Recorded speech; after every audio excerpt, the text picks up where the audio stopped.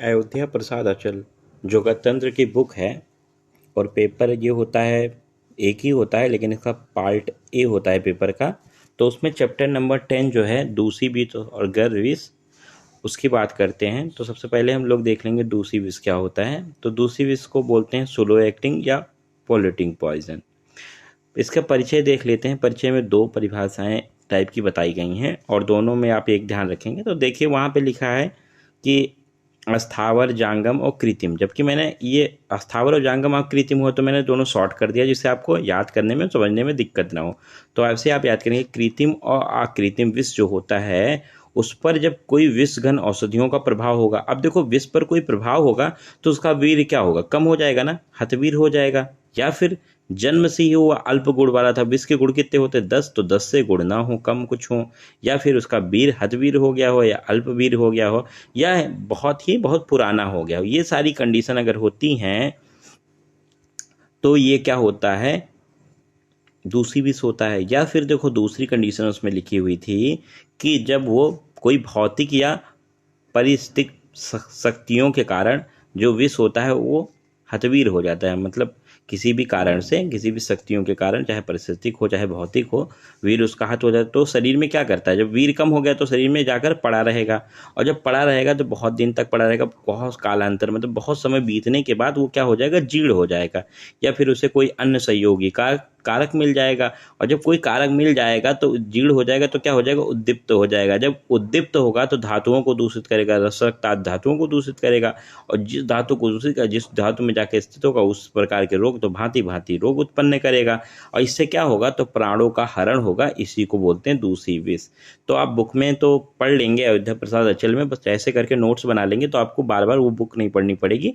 और बार बार पढ़ने में बहुत कन्फ्यूज़न हो रहा था इसलिए मैंने बताया। अब देखो ये था, मैंने ये जो ऊपर बताया था इतना, इसे याद करने का ट्रिक आपको बता देता हूँ। याद कर लो बाप जी, ठीक है। तो बाप से आपका बी को इधर लिखो वीर और ए से अल्प, ये हो गया। और ये एक बार इधर लेना अत्यधिक के लिए, एक इधर लेना अल्प के लिए। और जब इधर करना तो अत्यधिक के राइट साइड ज़्यादा, लेफ्ट साइड कम, तो ये हो गया अल्पवीर। और इधर पी हो जाएगा पुराना तो अत्यधिक पुराना। और गुड़ कैसा होता है, बहुत कम गुड़ वाला, मतलब अल्प गुड़ वाला। तो इसमें बापजी करके आप याद रखोगे तो इजिली आपको याद रहेगा।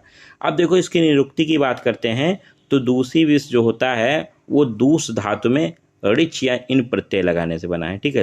ऋच या इन प्रत्यय लगाने से, दूस धातु में कौन सा प्रत्यय लगा है, तो ऋच या इन प्रत्यय लगा है। और दूस और दूसी अलग अलग अर्थ होता है। तो दूस का अर्थ होता है अपवित्र या खराब करने वाला, और दूसी का शाब्दिक अर्थ होता है आंख का कीचड़। तो ये बात आप एकदम ध्यान रखेंगे और कॉपी में लिख कर आएंगे। अब देखो इसकी परिभाषा। तो देखो इसकी परिभाषा जो मैंने बताई थी ऊपर परिचय में वही सेम चीज़ें हैं। कृत्रिम हो चाहे अकृत्रिम हो, ये विष होगा तो ये शरीर से मतलब मान लो बाहर नहीं निकल पाता, बाहर नहीं निकल पाता तो शरीर में पड़ा रहेगा। अब शरीर में पड़ा रहेगा तो उस पर पचेगा, ठीक है, या नहीं पचेगा लेकिन थोड़ा बहुत पच जाएगा, ठीक है। और उस पर क्या होगा, विष घन औषधियों को नष्ट करने वाले औषधियों का प्रयोग करेंगे तो उनका भी कुछ प्रभाव होगा। उस प्रभाव से अपच कर वो क्या हो जाता है, उसका वीर्य अल्प हो जाता है, उसकी पोटेंसी कम हो जाती है, तो शरीर में पड़ा रह जाता है। और शरीर में पड़ा रहता है तो धीरे धीरे धीरे धीरे करके दूषित करता है। तो इसी को दूषी विष कहते हैं। इस प्रकार से आपको परिभाषा लिख देनी है, याद रखनी है। अब देखो दूसरी विष के प्रकोपक कारण क्या होते हैं। तो उसको प्रकोप करेंगे, उसके फेवरेबल कंडीशन प्रकोप करेंगे। जैसे कि साइड याद कर लो, साइड याद कर लो, या बस याद कर लो, बस। तो जो भी आपको याद रहे या सब याद कर लो, जो याद रहे आपको वो याद कर लो। आपके कंफर्ट के अकॉर्डिंग मैंने लिख दिया है। तो एस से हो जाएगा शीत, और ए याद करोगे तो ए से हो जाएगा अनिल। अनिल मतलब वात होता है, वायु होती है। और बादल, बादल बी से याद कर लो, डी से दुर्दिन, दुर्दिन मतलब क्लाउडी होता है, बादल होता है, ठीक है। अब देखो अव्यक्त अवस्था क्यों अव्यक्त होता है, तो आपको 2 बार क्लियर हो चुका, अभी फिर से एक बार वही पढ़ेंगे आप। एक बार कॉन्सेप्ट क्लियर करिए। देखो अव्यक्त क्यों होता है, तो उसका वीर क्या हो जाता है, अल्प हो जाता है।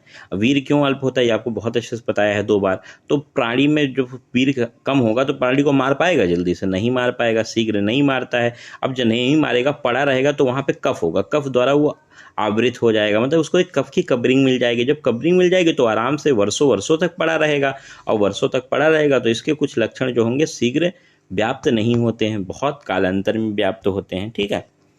अब देखो दूसरी विष के निदान क्या होते हैं। तो निदान में आप प्रतिकूल मतलब उल्टा उल्टा सा क्या, देश उल्टा हो, काल उल्टा, आहार विहार सारी चीज़ें उल्टी हों और बहुत ज़्यादा परिश्रम कर रहा हो, मैथुन कर रहा हो, क्रोध कर रहा हो, ये सब चीज़ें अत्यधिक कर रहा हो, तो इससे क्या होगी, उसकी रोग प्रतिरोधक क्षमता, उसकी इम्यूनिटी क्या हो जाएगी, कम हो जाएगी। और जब इम्यूनिटी कम हो जाएगी, साथ में उसको क्या सेवन कर रहा है साथ में, तो पूर्वैया मतलब पूर्व दिशा की वायु ले रहा है, धूप ले रहा है, शीत काल चल रहा है, वर्षा, या फिर ये दोनों विष को बढ़ाने के लिए होते हैं, ठीक है। बादल भी है, अजीड़ है, और उसके आम विष का भी सहयोग उसको मिल रहा है। तो ये सब सहयोग जो पाएगा वो, तो वो पुनः से धातुओं को दूषित करने लगता है। इसी से क्या होता है, इसके लक्षण व्यक्त होने लगते हैं। तो ये दूसरी विष का निदान था। पूर्व रूप क्या देखते हैं, तो पूर्व रूप में ट्रिक वाइज याद कर लो, तो आप डिकोड कर लेना, वहां पे जाके एग्जाम में लिखना, तब ट्रिक कैसे याद कर लो। दूसरी विष के पूर्व रूप तो याद कर लो, राजेश, राजेश, जब यच नहीं है लेकिन आप स्पेलिंग जैसे याद करने के लिए आपके पास है, तो राजेश ऐसे कर लो। तो रा से रोमांच हो गया, ए से अंगमर्द हो गया, जे से जिम्भा हो गया, ए से अंग का टूटना हो गया, और राजेश को क्या रही, भारी नींद आ रही, तो भी से भारी नींद हो गया, और नींद से निंद्रालुता हो गया। तो इस प्रकार से आपको पूर्व रूप याद रहेंगे। अब देखो लक्षण, तो जब सो गया, देखो यहाँ पे पूर्व रूप था तो रूप दिखेगा, उसके बाद ये रूप है, तो रूप में क्या दिखेगा, वो रहता बीडीएस है, लेकिन जब सोता है तो उसका सोचता है, बहुत ज़्यादा उसको नींद आ रही थी, तो सोच रहा है कि मैं एमबीबीएस की बात करता हूँ, एमबीबीएस नींद में बात करता हूँ। तो बी से देखो भिन्न पुरुष, भिन्न वर्ड, और बी से हो जाएगा बैरिस से, और एस से, इस बैरिस को ही बोलते हैं स्वाद का बदलना, तो चाहे एस से स्वाद का बदलना लिख दो, चाहे बी से बैरिस से लिख दो, और डी से दुर्गंध वाला, मुख में दुर्गंध होना, ठीक है। अब एमबीबीएस को डिकोड करेंगे तो एम से मूर्छा हो गया, बी से वमन हो गया, बी से गदगदवाड़ी, गदगदवाड़ी मतलब अस्पष्ट, जो बोल रहा है उसकी स्पष्टता नहीं है, और एस से सन्निपातज उदर रोग हो जाता है। तो इस प्रकार से आप उसको लक्षण को याद रखेंगे। अब बात करते हैं, देखो शरीर के अवयव विशेष में स्थित दूसरी विष के क्या लक्षण होते हैं। तो शरीर के अवयव विशेष में अगर वो आमाशय में है, ठीक है, आमाशय में है तो वात और कफ है, ठीक है। अब पकवासे कैसे, पी से पकवासे, पी से पित्त, तो वात वात दोनों में कॉमन रहेगा। देखो यहाँ भी वात है, यहाँ भी वात है, यहाँ पे पी फॉर पकवासे, पी फॉर पित्त आ जाएगा। तो ऐसे ही अब ध्यान रखें, पित्त का लक्षण वहाँ पे दिखाई देगा। साथ में जो होंगे उसके शरीर के बाल और उसके सिर के बाल क्या होते हैं, झड़ जाते हैं, और वो जैसे पंख कटे वाले पक्षी होते हैं उनके भांति दिखाई देने लगता है। और रस आदि धातुओं में जिस धातु में स्थित होगा वो विष उसी धातुजन्य रोग को उत्पन्न कर देगा। अब दूसरी विष की साध्यता असाध्यता की बात की जाए तो अगर आत्मसंयमी पुरुष है और नवीन रोग है तो साध्य होगा, या 1 वर्ष पुराना है तो याप पे हो जाएगा, और जबकि बहुत ज़्यादा क्षीण है या अहित सेवी पुरुष है, तो ये सारी कंडीशंस हैं, तो दूसरी विष क्या हो जाएगा, असाध्य की कंडीशन ले लेगा, ठीक है। अब देखो दूसरी विष में सात्रोग चिकित्सा क्या बताई गई है, तो सर्वप्रथम उसको स्वेदन करवाना है, स्वेदन करवा के वमन कराना है, वमन द्वारा उसका संशोधन करा देना है, मतलब शरीर की शुद्धि करानी है। शुद्धि करवाने पर दूसरी विषादी अगध का उसको सेवन कराना है। और साथ में देखो क्या अगध क्या होते हैं, तो देखो जैसे कि आपको ये एलजेपी याद कर लो, एलजेपी पार्टी होती है ना, तो एलजेपी करके आप याद कर लो। तो एल से हो गया लोद्र, जे से हो गया जटामांसी, पी से हो गया पीपली, मधु के साथ मिलाकर सेवन करवा देना है, ठीक है। और देखो दूसरी विष के उपद्रव होते हैं, जैसे नॉर्मल विष के उपद्रव होते हैं वो याद है तो वहाँ लिख के आ जाओगे, कोई दिक्कत नहीं करेगा, वरना ये आप याद कर लेना कि ज्वर, दाह, हिक्का, अनाह, शुक्र, वो ज्वर का सोमीसवा सिद्धमत मुच्छरम वाला श्लोक है, उसके जितने नाम याद होंगे वही सारी लिख देना यहाँ पे, ठीक है। तो ये सारी चीज़ें होती हैं। तो इसके विशिष्ट योग क्या है, तो ताक जी याद कर लो, टाक जी, तो ची से हो गया तुत्त भस्म, के से हो गया कल्याणक घृत, जी से हो गया गंधक भस्म, इनका विशेष रूप से प्रयोग लाभदायक होता है, ठीक है।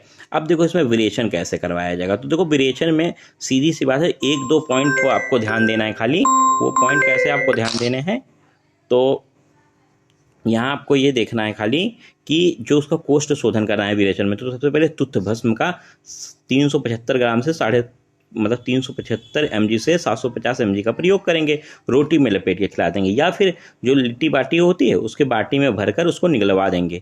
इस करवाने के बाद उसे गोघृत का 50 से 100 mg पिला देंगे। अब क्या होगा, तो 2 घंटे बाद उसको एक विरेचन हो जाएगा, विरेचन हो जाएगा तो फिर से 50 mg 50 ग्राम उसको घृत पिला देंगे, फिर उसको एक विरेचन हो जाएगा, फिर 50 ग्राम घृत पिला देंगे, फिर उसको एक विरेचन हो जाएगा।